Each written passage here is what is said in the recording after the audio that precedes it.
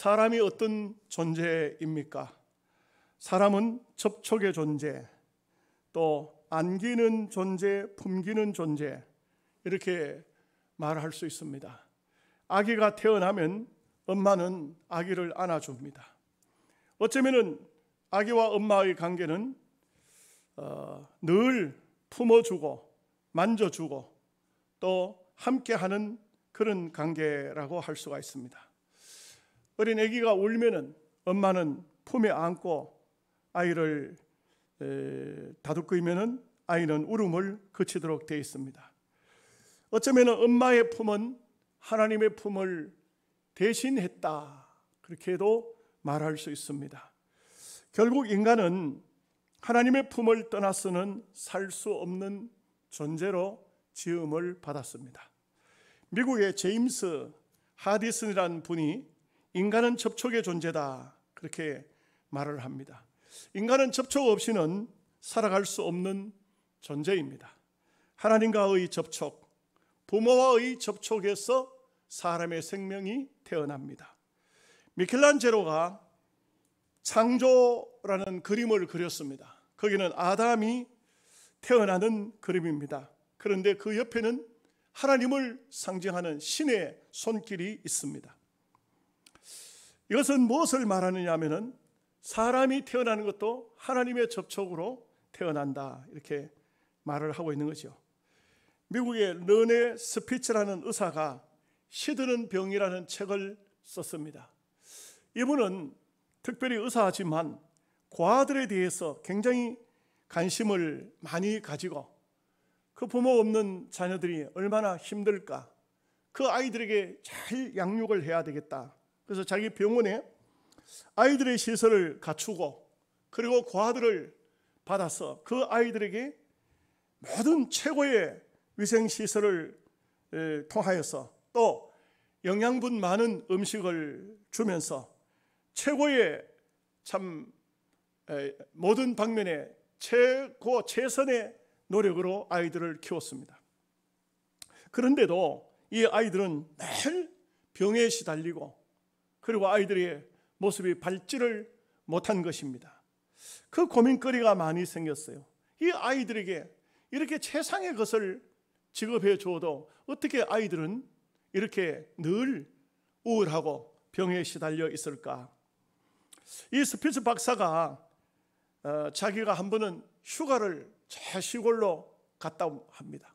시골로 갔는데 시골에 어느 병원이 있었는데 병원 시설도 별로 좋지 않고 허름한 그런 병원인데 그 병원에도 고아들을 키우고 있다는 것을 알았습니다. 그래서 이 고아들을 한번 만나봐야 되겠다, 이렇게 해서 그 병원을 방문합니다. 방문을 했는데 이상할 정도로 그 병원의 아이들은 얼굴이 밝았습니다. 너무나도 아이들이 쾌활했습니다. 그런데 이 아이들의 건강 상태를 보니까 너무 건강 상태가 좋았습니다. 이 스피츠 박사는 충격적이었습니다. 이 아이들은 모든 시설이 그렇게 좋지 않고 열악한데도 불구하고 건강하고 쾌활하고 잘 자라고 있었습니다. 자기가 하고 있는 모든 것은 최상인 줄 알았는데 그렇지를 못한 것입니다. 그래서 허락을 받아서 그 아이들을 키우는 방법을 자기가 자세히 살펴보고 있습니다. 그런데 오전 시간이 되니까 동네에서 아주머니들이 자원봉사하겠다는 사람들이 들어옵니다. 물론 위생적으로 잘 준비를 하고 난 다음에 그 다음에 거기 있는 아이들을 하나씩 하나씩 이 아줌마들이 품에 안아서 잘 잤느냐, 잘 먹었느냐, 이 아이들을 가까이 피부로 접촉을 해주는 것을 보았습니다. 그러고 난 다음에 아이들과 함께 같이 놀아줍니다. 그래도 타고 씻어도 타고 이렇게 아이들을 돌봐주고 난 다음 자원봉사자들이 물러갑니다.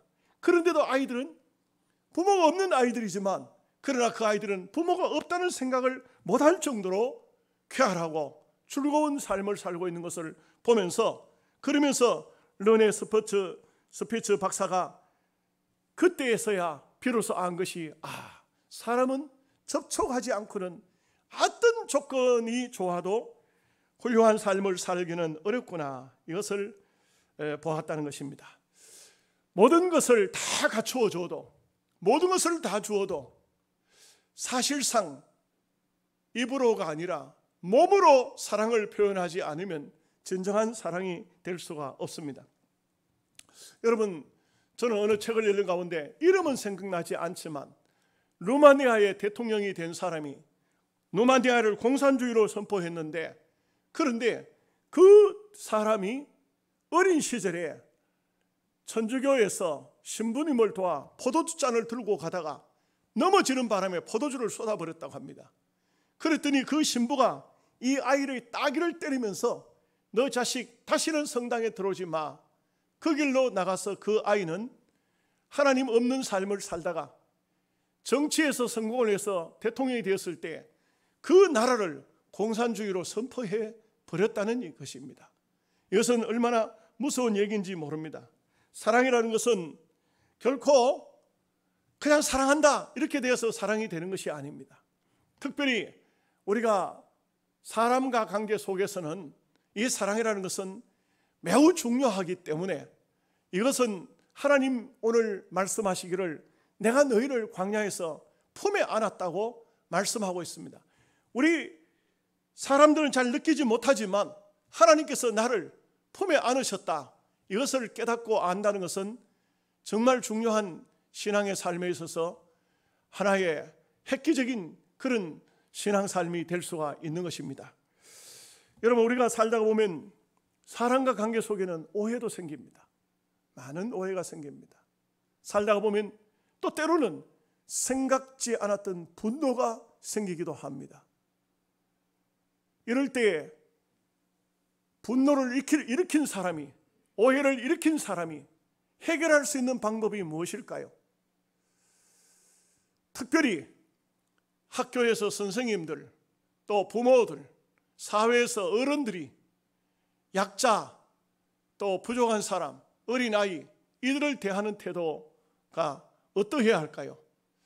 제가 오늘 영상 하나를 준비를 했는데, 영상을 제가 어떤 목사님에게 보냈더니 그걸 또 잘 편집을 해가지고 짧은 영상으로 만들어 줬어요. 그래서 2분 얼마 정도 되는 영상이니까 한번 영상을 보도록 하겠습니다. 불을 좀 꺼주시고, 방송실 준비되었으면 영상 올려주세요. 왜 영상 안 됐어요? 불 켜요. 그 보냈는데 아마 우리 부목사 못 받은 것 같으네요. 좀 보지, 암만 거룩해도 그렇게 카톡을 안 보는가? 우리 부목사님이 너무 신령해가지고 주일날은 카톡을 안 하니까 끝날 때 보도록, 그러면 이제 밀어놨다가 끝날 때 보기는 본답니다.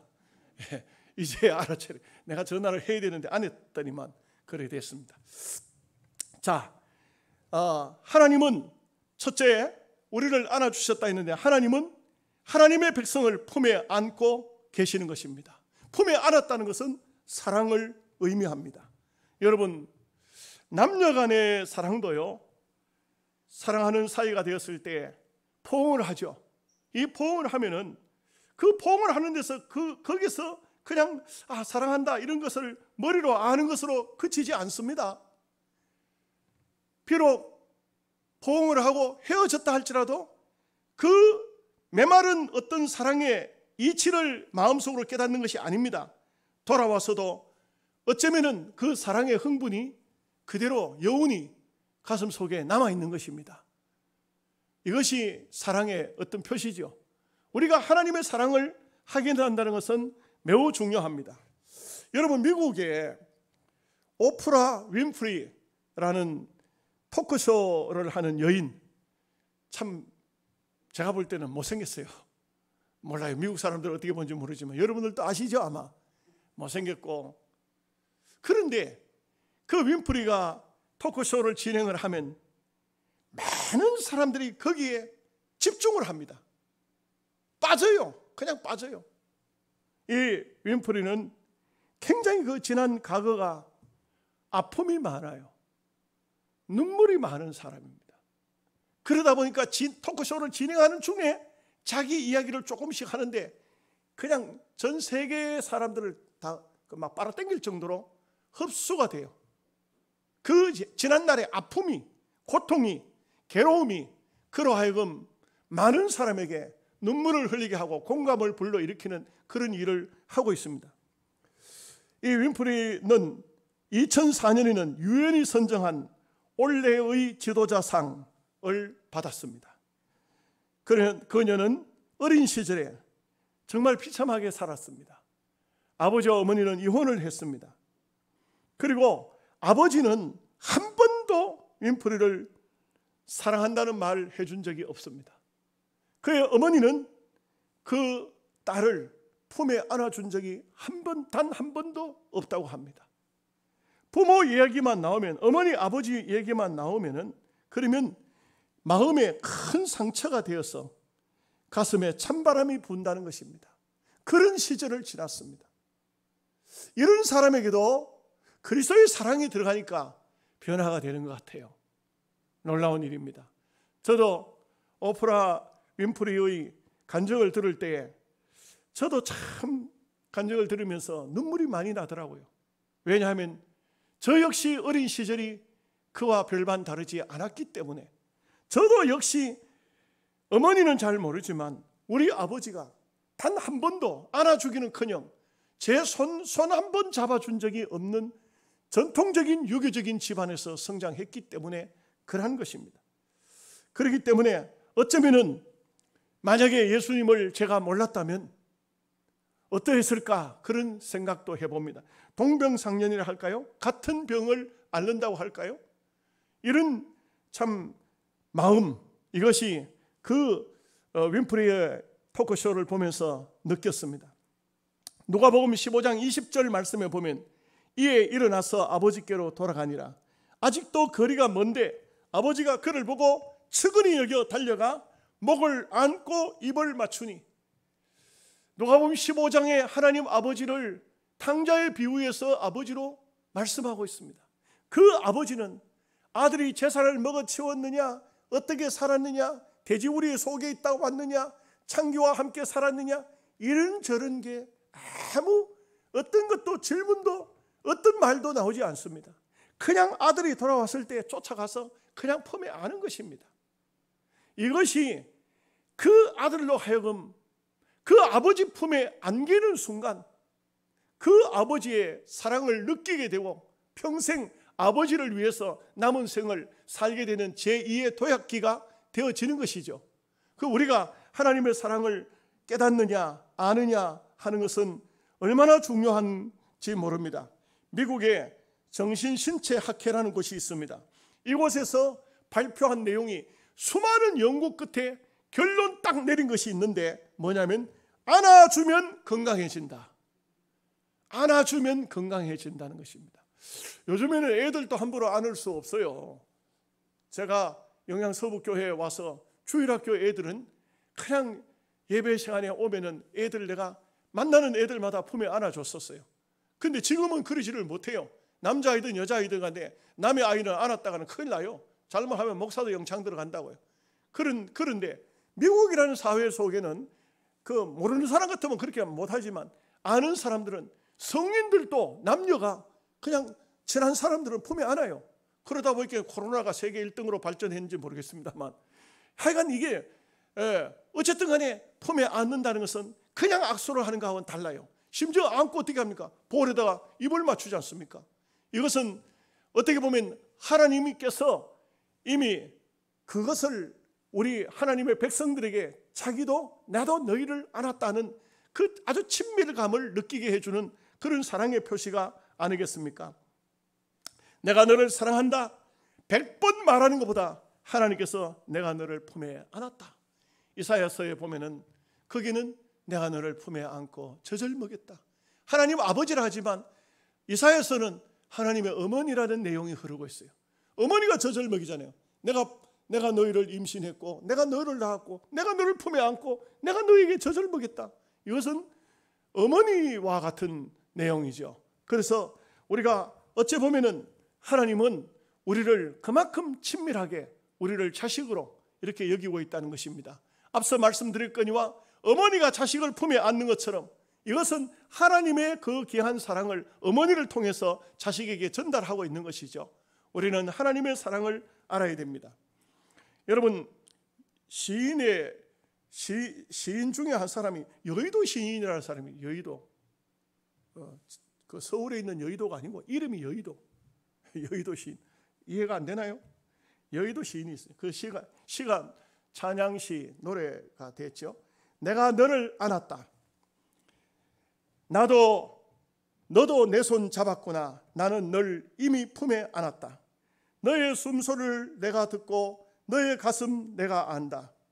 먼저 사랑하기에 내가 끝없이 너를 사랑한다. 내가 내 부모처럼 내가 연인이 되어 먼저 안았다. 이런 찬양 노래가 있습니다. 하나님이 우리를 안으셨다는 것입니다. 이것을 깨닫는 것이 신앙이죠. 이것을 깨닫는 것이 믿음이죠. 이것을 깨닫는 것이 진정한 하나님 백성의 헌신일 것입니다. 우리가 하나님이 나를 품에 안으셨다. 두 번째로 하나님이 안으셨다는 것이 첫 번째가 사랑의 표시라면 두 번째는 보호의 표시입니다. 하나님이 우리를 품에 안으셨다는 것은 절대적인 보호를 의미하고 있는 것입니다. 여러분, 옛날은요, 요즘하고 좀 달라서 어린 아이들이 어떠냐? 아버지는 두려운 존재예요. 무서운 존재입니다. 어머니는 한없는 사랑의 존재입니다. 그래서 아이가 뭘 잘못했습니다. 무슨 잘못했으면 아버지는 말합니다. 내 이놈! 호철해가지고 와! 그럽니다. 그러면 아이는 벌벌 떨면서 호철을 들고 들어가면요, 그만 엄마가 쫓아와서 아이를 품에 안습니다. 그리고 어떻게 합니까? 아이가 두려워 떨까봐 엄마는 품에 안고, 때로 품에 안은 아이를 아버지가 때리기도 합니다. 그러나 어머니가 매를 대신 맞습니다. 아이를 품에 안고. 이것이 아버지는 엄하고 어머니는 사랑의 어머니죠. 그래서 우리 하나님께서 우리를 품에 안았다는 것은 어쩌면은 모든 아픔, 고난, 고통은 하나님이 대신 당하시고 우리는 그 품에 안겨 절대적인 보호를 받고 있다는 것입니다.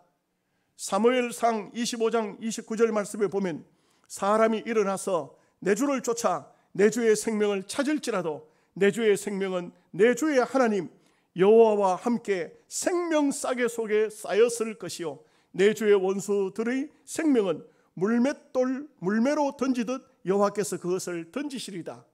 여러분, 이게 누가 한 말 같습니까? 놀랍게도 나발의 아내였던 아비가일이 한 말입니다. 이 다윗이 참 피난길에 사울이 죽이려고 할 때 도망다니는 신세입니다. 그런데 그 다윗의 곁에는 400명이나 되는 그런 참 별별 사람이 다 있습니다. 억울한 일을 당해서 쫓기는 사람, 빚을 못 갚아가지고 나온 사람, 심지어는 무슨 비루들, 깡패 이런 사람들까지도 이 다윗의 주변에 다 사람이 그렇게 모여 있었어요. 좋은 사람, 나쁜 사람 한테 다 모여 400명쯤 됐습니다. 그런데도 이 다윗이 지도자입니다. 지도자이기 때문에 나발이 큰 농장을 가지고 양떼, 소떼를 많이 가지고 있지만 건드리지 못하도록 했어요. 그리고 적들이 들어와서 함부로 하지 못하도록 다 보호를 해주고 드디어 양털 깎는 날 되었을 때 그때는 추수식입니다. 그때는 보통 이스라엘 백성들 같은 경우는 가난한 길손들도 불러서 먹을 것을 넉넉하게 챙겨주는 그런 때입니다. 다윗이 사람을 보내서 얼마간 먹을 양식을 먹을 걸 좀 달라고 사람을 보냈습니다. 그랬더니 나발이 그냥 아주 다윗을 아무것도 안 줄 뿐만 아니고 독한 말로, 저주스러운 말로 다윗을 욕해버렸어요. 다윗이 그 소리를 듣고 얼마나 화가 났는지 전부 칼을 차라. 그리고 나발의 집으로 쳐들어오는 겁니다. 나발의 종들이 암만 많은들 그 400명의 그 사람들하고 싸워서 어떻게 되겠습니까? 그때 아비가일이 그 소식을 듣고 자기가 모든 곡식을 음식을 버터, 치즈, 볶은 곡식 할 것 없이 낙타에다 잔뜩 싣고 다윗을 향해서 마주 나가는 겁니다. 마주 나가서 한 말이 이 말입니다. 감히 내 주 왕을 내 주를 누가 욕하겠습니까? 앞으로 장차 하나님의 생명싸개 속에 쌓여 있는데 누가 감히 해할 수가 있겠습니까? 그런 사람이 있다면 물매에 돌 던지듯이 던져버리고 말 것입니다. 이것은 어째 보면은 이 아비가일이라는 여인은 비록 양털 깎는 우리로 말하면 농부의 아내였지만 그 지혜는 얼마나 뛰어난지, 그리고 하나님이 당신을, 이 남편을 주인에게서 떠난 아주 행편없는 사람으로 취급했지만 이 아비가일은 당신은 하나님의 생명싸개 속에 쌓여 있다, 하나님이 품에다가 안고 계신다, 이것을 말하고 있는 것입니다. 다윗의 노를 누구를 때릴 수가 있었던 것이죠. 영국의 옥스퍼드 대학의 맥그리스 교수는 내 평생에 가는 길을이라는 그런 소설을, 짧은 글을 썼습니다. 짧고 상쾌한 산책인 줄 알았는데 미처 준비도 안 된 상태였는데 나의 인생은 마라톤으로 바뀌었다, 이렇게 글을 썼습니다. 여러분, 이 말의 뜻이 무엇이냐면 어린 시절에는 인생이 부모의 사랑을 듬뿍 받으면서 마치 인생 삶 자체가 산책을 가는 것처럼 공기가 좋은 장소, 새소리가 들리고 물소리가 들리는 장소, 아름다운 환경을 보면서 걸어갈 때 여러분, 우리의 마음이 어떻습니까? 대단히 상쾌하고 기분이 좋죠. 그런데 어느 한순간 갑자기 인생이 마라톤으로 바뀌어버렸던 거예요. 하나도 준비도 하지 않은 상태, 아무 준비도 없는 상태, 인생이 마라톤으로 바뀌었어요. 그런데 마라톤이 바뀌니까 이 인생의 길에서 뛰어가지 않을 수가 없어서 막 열심으로 뛸 수밖에 없고 처지면 낙오자가 되니까 그냥 그 무리들 틈 속에 끼어가지고 막 달리는데, 달리다가 보면 결국은 퍽 여기서 쓰러지고 퍽 저기서 쓰러지고 쓰러져서 죽는 것이 인생이다. 낙오자가 생기고 쓰러지고, 이것이 인생이라는 겁니다. 여러분, 어째 보면은 우리 인생이라는 것은 정말 사람이 아무리 좋은 인생을 산다 할지라도 그 삶이 생각지 않았던 그런 때로 마라톤처럼 안 달려갈 수 없는 그런 것이 인생의 삶이 아닐까요? 이런 삶 속에서 하나님이 보호를 해 주신다는 것은 얼마나 든든하고 얼마나 감사한 일인 것입니까? 우리가 하나님의 은혜를 바르게 받고 하나님께서 나를 절대적으로 보호하신다는 것은, 이것은 대단히 귀한 일이고 축복된 일이 아닐 수가 없습니다. 여기 30절 말씀을 보면 이런 말씀이 나옵니다. 너희보다 먼저 가시는 너희의 하나님 여호와께서 애굽에서 너희를 위하여 너희 목전에서 모든 일을 행하신 것 같이 이제도 너희를 위하여 싸우실 것이며. 여러분, 광야 이스라엘 백성들이 종종 싸움이 붙어요. 싸우고 싶어, 이스라엘 백성들이 싸우고 싶어 전쟁을 시비를 걸든지 그렇게 한 적이 없어요. 그런데 아말렉이라는 존재가 나와가지고 이스라엘 백성을 괴롭힙니다. 이스라엘 백성들이 가는 그 길에 아말렉이 길을 딱 가로막는 것입니다. 가나안 땅으로 가야 되는데 그 길을 딱 가로막아서 못 가게 합니다. 그럴 때 드디어 싸움이 벌어질 수밖에 없습니다. 이스라엘 백성들은 전쟁을 치러본 그런 훈련된 군인들이 아무도 없습니다. 그런데 하나님께서는 모세를 통해서 이렇게 말씀합니다. 여호수아에게 칼을 들고 나가서 싸우라고 해라. 그 여호수아가 칼을 제대로 가지고 있는지는 모르겠지만 백성들은 칼 같은 것도 제대로 없었어요. 그런데 그 전쟁하러 나가야 됩니다. 하나님 말씀하시기 나갑니다. 나가는데 모세에게는 하나님께서 저 산 꼭대기에 올라서서 그 백성들과 싸우는 아말렉과 이스라엘 백성들이 싸우는 장소에 이스라엘 백성을 두 손을 들어서 축복을 하라는 겁니다. 여기 중요한 의미가 있죠. 여러분, 이 영적인 의미로 말하는 겁니다. 영적인 의미로 말하면 여러분들은 사탄과 싸워야 됩니다. 세상과 싸워야 됩니다. 죄와 싸워야 됩니다. 싸우러 나갑니다. 어쩌면은 교인들의 대표자는 장로님들이라고 할 수 있겠죠. 이거는 장로교 헌법 아닙니까? 장로님들 나가서 싸우는데 온 교인들이 함께 같이 싸우는 겁니다. 뭐와 싸웁니까? 사탄과 싸우는 겁니다. 죄와 싸우는 겁니다. 세상과 싸우는 겁니다. 그렇게 여러분들을 싸우러 나가고 난 다음에 그 다음에 모세는 주의 종을 상징적으로 말합니다. 목사는 여러분들을 위해서 두 손을 들고 계속해서 축복을 하라는 거예요. 축복을 하면 여러분들이 그 싸움터에서 싸워서 승리한다는 것입니다. 그러니까 여기 참 중요한 의미가 있죠. 모세가 손을 들고 있는데 이 손이 피곤해서 손이 내려오는 겁니다. 그러니까 돌을 갖다 놓고 모세를 거기에 앉게 하고, 모세가 나이가 많아요. 이때 한 120살을 넘었지 않습니까? 그러니까 그 돌에 앉고 그 다음에 아론과 훌, 아론은 모세의 형님이고 훌은 그 자형입니다. 미리암의 남편이에요. 그 두 사람이 팔이 내려오지 않도록 양쪽 팔을 잡아 올린 겁니다. 잡아 올린 거예요. 두 손을 높이 들어 올린 겁니다.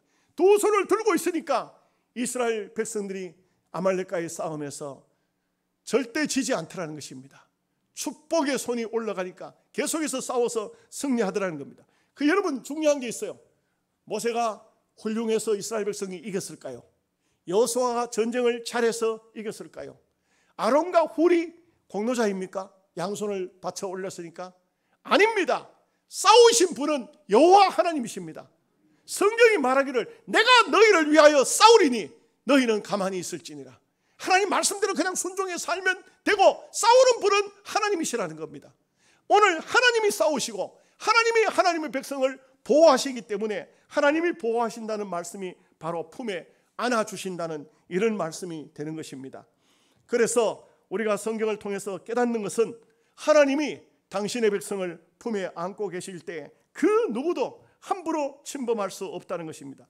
시편 91편 4절 말씀을 보면 그가 너를 그의 깃으로 덮으시리니 내가 그의 날개 아래에 피하리로다. 여러분 이것은 우리 말로는 잘 이해가 안 되지만 우리 어릴 적에는 집집마다 그 닭이 병아리를 깠어요. 그래서 까가지고 보면은 병아리를 솔개 같은 게 이렇게 막 그 하늘 위에 씩 그 하늘 위를 돌면요, 막 독수리는 잘 없는데 솔개가 주로 많았어요. 그 솔개는 독수리보다는 적어요. 독수리는요, 그 독수리 큰 놈은 양 같은 것도 뭐 채워가지고 갈 정도니까. 그런데 옛날에는 독수리는 그렇게 많지 않았는데 솔개라는 게 있어요. 솔개는 어미닭은 못 잡아가요.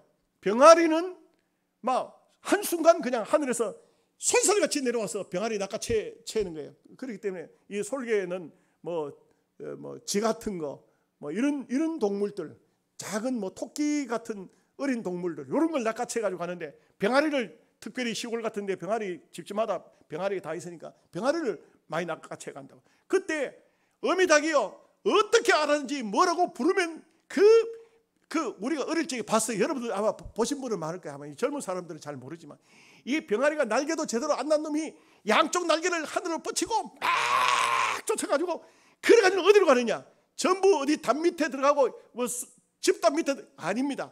엄마 품 안으로 글로 전부 쑥쑥쑥 다 들어가는 거예요. 그래 보면은요 어미닭이 딱 품고 있는데 보면 그 종아리 닭 종아리 그게 그 속에 날개 속에 많이 들어가 있으니까 전부 닭다리만 전부 아주 가는 다리만 쫙 보이는 거예요. 그 어릴 적에 그게 생각나요. 하나님께서 그 깃으로 우리를 덮으신다, 보호하신다는 거예요. 하나님이 딱 덮고 계시는데 누가 감히 건드릴 수 있느냐? 함부로 못한다는 거예요. 함부로 못한다는 거예요. 세 번째는 하나님이 우리를 품어주실 것을 믿으라 하는 것입니다. 여기 말씀이 보면 안 믿는 거예요. 32절 말씀이 보면 이일에 너희가 너희의 하나님 여호와를 믿지 아니하였도다. 여러분 이게 우리가 영적으로 참 감각이 떨어지면 안 돼요. 사람은 마음이 좀 민첩해야 돼요. 마음이 민첩해야 돼요. 마음이 민첩하지 않으면요, 마음이 둔하면은 인생은 끝난 거예요. 끝난 겁니다. 여러분 사람 마음이 어떤 사람은요 무슨 말이든지 딱 하면은 예 알겠습니다. 그 즉시로 움직이는 사람이 있고 어떤 사람은 예 알겠습니다. 나중에 천천히 하죠. 오늘 안 되면 내일 하고 내일 안 되면 모레 하고 못하면 내 죽은 다음에 자식들이 하겠지. 그런 마음이 둔한 사람, 이런 사람은 하나님 앞에 은혜를 입을 수가 없어요. 우리가 어떤 감각적인 면에서 영적인 면이 거기 포함이 돼가지고 무슨 일이 딱 벌어지는 이게 무슨 뜻일까? 하나님 뜻이 어디 있을까? 하나님 섭리가 무엇일까? 탁탁 이 깨닫고 뭔가 지금 시기는 어느 시기나 지금은 잠잘 시기인지 깨어나야 할 시기인지 밥을 먹어야 될 때인지 지금은 지금 밥 먹을 지금 그럴 지금 때가 아니다. 이게 다 영적인 것과 감각적인 것이 한테 어울려져서 그렇게 살아야 되는데 신앙생활을 해도 하는지 마는지, 하나님을 믿는데도 믿는지 안 믿는지, 이 영적인 감각이 떨어져 버리면 그러면요 얼마나 힘든 삶을 살까요? 어려울 것입니다. 우리가 하나님을 믿는데 정말 때로는 여러 가지 시험이 오기도 하고 어렵기도 하고 힘들 수도 있습니다. 그래도 우리는 눈물을 머금고라도 하나님 앞에 믿음의 삶을 살아야 돼요. 믿어야 됩니다. 하나님을. 아멘 하십니까? 하나님을 절대적으로 의지하고 믿어야 됩니다. 여러분 여기에 보면은 35절에서는 하나님을 안 믿는 사람들이 그 땅을 볼 수도 없고, 37절에는 그리로 들어가지 못한다. 36절에는 두 사람만 들어간 중에 36절에는 여분네 아들 갈렙이 들어간다. 38절에는 눈의 아들 여호수아가 들어간다. 여러분 정말 하나님을 안 믿는 사람을 하나님께서, 하나님을 안 믿고 덜 믿고 그런 사람을 하나님께서 천국에 데려가시겠습니까? 가나안 땅에 집어넣겠습니까? 그거 쉽지 않은 얘기예요. 저는 볼 때 어떤 사람이 잘 믿는지 어떤 사람이 덜 믿는지 잘 모르겠지만 전적으로 정말 하나님을 의지하고 믿느냐, 이것은 매우 중요합니다. 그 서울 순복음 조항교회 조영기 목사님이 크리스찬 투데이라는 그 기독교 신문이 있거든요. 거기에 그 글을 실어놨어요. 글을 실어놨는데 자기 목회 평생에 잊지 못할 하나의 사건을 기록해요. 그 기록하는데 어떠냐면 부인은 예수를 잘 믿는데 남편은 예수를 안 믿어요. 예수를 안 믿어요. 안 믿고 안 믿을 뿐만 아니고 이 사람은 집에 있는 살림살이고 뭐고 간에 다 그냥 갖다가 술 받아 먹는 사람이에요. 그 집안이 뭐 엉망인데, 그런데 또 자식은 얼마나 많은지, 아들이 9명이래. 이 집안은 어떻게 살겠어요? 그 부인이, 여러분 그 부인이 그런 남편 만나서 산다고 했기 때문에 어떻겠습니까? 여러분 한번 생각해 보십시오. 그 가정이 되겠는가? 가정이 어떻겠어요? 이 부인이 교회 오면 맨날 우는 겁니다. 맨날 우는 겁니다. 하나님, 내 남편은 어떻게 좀 해주세요. 어떻게 좀 해주세요. 그런데 그런 사람이 잘 변화됩니까? 변화돼요, 안 돼요? 될 수가 없지요. 안 변하는 거예요. 그런 망나니 짓을 하는 사람이 변화가 될 리가 있나요? 그런데 신기하게도 그 사람이 어쩌다가 교회를 나왔는데, 교회에 나와서 그날 예수님을 영접해요. 영접하면서 더 놀라운 것은 예수님을 딱 영접하는 순간 술 먹던 모든 것을 다 정리해버려요. 이제는 논팽이 짓을 다 정리해버렸어요. 그 친구들이 너무 신기해가지고 친구들끼리 돈을 모아가지고 쌀을 한 가마니 사서 선물로 줬어요. 요즘에야 그 뭐 이상한 얘기 같지만 옛날에는 쌀 한 가마니, 이것은 큰 거예요. 큰 겁니다. 엄청난 거예요. 쌀 한 가마니를 줬어요. 남편이 쌀을 한 가마니 짊어지고 집에 들어오니까 부인이 너무 놀래가지고, 맨날 집안에 있던 거 다 갖다가 그냥 술 받아 먹던 사람인데 쌀 한 가마니 지고 오니까 너무 놀래가지고, 여보 이거 어떻게 된 거예요? 내 친구들이 내가 술을 끊고 가정에 바로 살고 예수 믿고 한다고 선물로 쌀 한 가마니를 사줬다고. 부인이 얼마나 감사한지, 얼마나 감격스러운지. 그러고 난 다음에 남편은요 주무시는데, 이 부인은 하나님 너무 감사합니다. 내 남편이 예수 믿는 것만 해도 참 감사한데 오늘 또 이렇게 쌀을 한 가마니 가지고 왔으니, 이 집안에 곡식이랑은 막 정말 풀쭉 써먹던 이런 집안에 쌀을 한 가마니 가져왔으니 너무 감사하다. 이게 너무 감사. 기도하는데 딱 무슨 생각이 드느냐면 11조를 해야 되지. 11조. 여러분 이 찢어지게 가난한 이 가정에서 11조를 해야 된다는 생각 자체는 정말 하기가 어려운 얘기입니다. 근데 이 부인이 11조를 쌀을 한 가마니니까 뭐 한 가마니가 몇 대입니까? 뭐 난 잘 모르겠네요. 그래 11조 부었는데, 부어놓고 가만 11조 쌀을 보니까 아이고 이 쌀이면 우리 자식들 얼마간 먹을 수 있는데, 밥을 해 먹어도 얼마간 먹을 수 있는데, 아이고 하나님 우리 같이 가난한 가정에 뭐가 좀 있어야 내가 그때 11조 하지, 이 가난할 때 어떻게 11조를 하겠습니까? 그래도 도로 들어보았던 가마이다. 도로 들어보는데 들어보놓고 나니까 또 어떤 생각이냐면 그래도 없던 쌀이 한 가마니나 생겼는데 11조를 어떻게 안 하느냐. 그 또 11조 다시 또 퍼냈다는 거예요. 퍼냈다가 부었다가 퍼냈다가 부었다가 이러다니까 새벽기도 시간이 됐더라는 거예요. 그래서 그 새벽에 그 쌀을 11조를 해가지고 막 하나님께 갖다 드리자 하고 오는데 길을 걸어 나오는데 눈물이 나기 시작하는데 견딜 수가 없을 정도로 눈물이 흐르기 시작하더라는 거예요. 내 같은 가정에 내 같은 사람도 내 같은 남편 때문에 정말 하나님 앞에 눈물로 기도했는데 그 기도를 들어서 이 남편을 통해서 쌀 11조를 할 수 있다니 그래가지고 울다가 그만 도랑에서 퍽 자빠져버린 거예요. 자빠져가지고 쌀이 그만 터져가지고 그 도랑에 그냥 확 다 들어버린 거예요. 그러니까 이 부인이 그 쌀하고 쌀을 한 톨도 그때는 쌀 한 톨이 얼마나 귀할 때입니까? 그 쌀하고 그 전부 저 모래하고 다 전부 보따리 같이 싸가지고 그래가지고는 이거 왔는 거예요. 목사님이 보니까 쌀 반 모래 반 이래가지고 이게 뭐냐 하있겠네. 11조라 하니 당신 11조를 갖다 뭐 이런 걸 가져왔나 하있겠네. 자기가 하는 말이 목사님 남편이 술 끊고 했다고 친구들이 쌀 한 가마를 사줬는데 내가 밤새도록 고민하면서 쌀을 부었다가 퍼냈다가 이러다가 그래도 하나님 앞에 11조를 해야 되겠다고 가지고 왔는데 이거 가져오다가 너무 감격스러워서 울다가 그만 도랑에서 넘어져가지고 돌뿌리에 채에 넘어져가지고 다 쏟아가지고 이거 쌀이 아까워서 한 톨 쌀도 아까워서 모래하고 퍼담아가지고 그래 오다 보이겠네 이래 되십니다. 그 부인이 펑펑 우니까 목사님이 등을 두드리면서 울지 마소 울지 마소 울지 마소. 하나님이 이 정성 왜 모르겠냐고. 그래서 그 목사님이 그 자매님을 위해서 간절히 눈물로 기도를 해 주었답니다.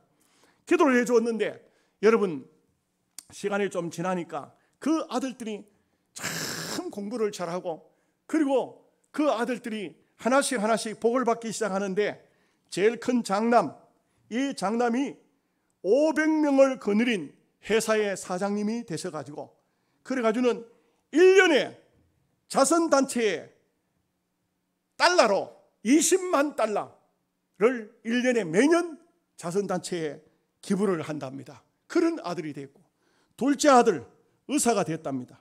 의사가 됐는데 이분은 묘한 것은 11조 수술을 한답니다. 그게 무슨 소리냐 하면 안과를 하는데 눈을 고쳐주는데 9명을 돈 받고 고치면 10번째 사람은 공짜로 고쳐준다는 겁니다. 11조. 자기 엄마가 모래쌀 11조 최초로 낸 그것을 생각해서 자식들이 전부가 다 어떤 경우라도 11조를 하는데 그 9명의 자식들이 다 일일이 축복을 받아서 성공하더라는 것입니다. 예. 여러분 정 안 되거든. 쌀 11조 하다가 오다가 교회 옆에 도랑도 없는데 어디 좀 뭐 입안으로 돌아오시든지 해가지고 좀 쏟아가지고 모래하고 섞어가지고라도 가지고 와서 11조를 하십시오. 그리고 자식들에게 내가 이렇게 11조 했다고 좀 한번 해보십시오. 여러분 이게 무엇을 말합니까? 아무리 고생스럽고 아무리 삶이 찌들어도 아무리 힘들어도 하나님을 믿는다는 것은 바로 이와 같은 결론이 나오는 거예요. 결론. 신앙인들은요 이런 결론을 잘 들어야 돼요. 우리가 처음 시작하는 시작은요 너나 나나 할 것이 다 거의 뭐 비슷합니다. 그러나 믿음으로 한 사람에게는 결론이 달라요. 우리가 예수 믿는 사람에게 있어서 결론은 분명히 안 믿는 사람과 다른 것이에요. 우리가 주일날 주일 성수를 한다, 11조를 한다. 다 인간적으로 생각해 보면 그 가난한데 무슨 11조를 하나, 그 어려운데 무슨 하나님께 것을 따로 구분할 수가 있느냐 하지만 그러나 분명한 것은 하나님께서 반드시 그 눈물의 11조를 잊지 않으신다. 이거는 뭘 말하고 있습니까? 믿음을 말하는 것입니다. 우리 노회, 우리 시찰 안에 어느 교회는 젊은 집사 한 사람이 성경을 어디서 배워왔는지 몰라도 교회 젊은 또래들을 자기 또래들을 다 데리고 나가서 11조는 하면 안 된다.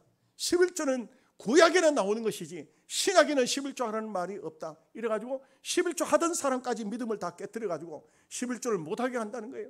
그래서 목사님이 아니다. 예수님도 11조를 했지 않느냐. 어떻게 해서 그렇게 말하느냐 하고 말해도 이 사람은 또 어디서 배웠는지 그것을 그렇게 얘기를 한다 그래요. 그것은 제가 볼 때 그 악한 소리는 절대 들으면 안 돼요. 우리가 알아야 되는 것은, 믿음이라는 것은요, 반드시 물질과 연관이 있어요. 여러분 보십시오. 아브라함을 축복하셨는데 무슨 아브라함에게 건강을 휙 돌려가지고 75세에 부름을 받았는데 55살로 뭐 만들어줬습니까? 뭐 30살, 40살로 만들어줬습니까? 그게 아닙니다. 하나님께서는 아브라함에게 주신 것은 물질이었어요. 보면 하나님 믿음의 삶을 살았을 때 엄청난 거부가 되게 하시고, 이삭에게도 거부가 되게 하시고, 야곱에게도 거부가 되게 하시고. 이건 뭘 말합니까? 하나님 앞에 믿음으로 사는 데 대해서도 하나님의 보상은 물질로 되어 있더라고요. 이건 눈에 보이는 것을 영적인 축복으로 연관시켜 주는 것을 볼 수가 있어요. 우리가 믿음으로 잘 살아서 자녀들도 또 우리의 후손들도 복을 받아서 정말 하나님의 절대적인 보호, 하나님의 절대적인 은혜, 축복, 이 속에서 살아가는 우리 모두가 되고 또 삼여전도가 될 수 있기를 주님의 이름으로 축복합니다. 이제 동영상 보도록 하겠습니다.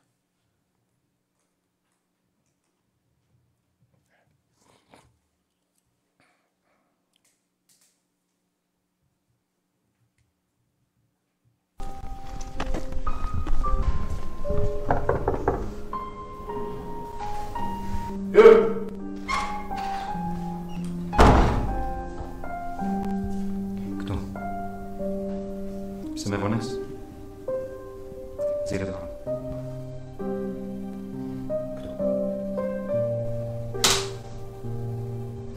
Škoda. Já tam moc por lidma, čeci.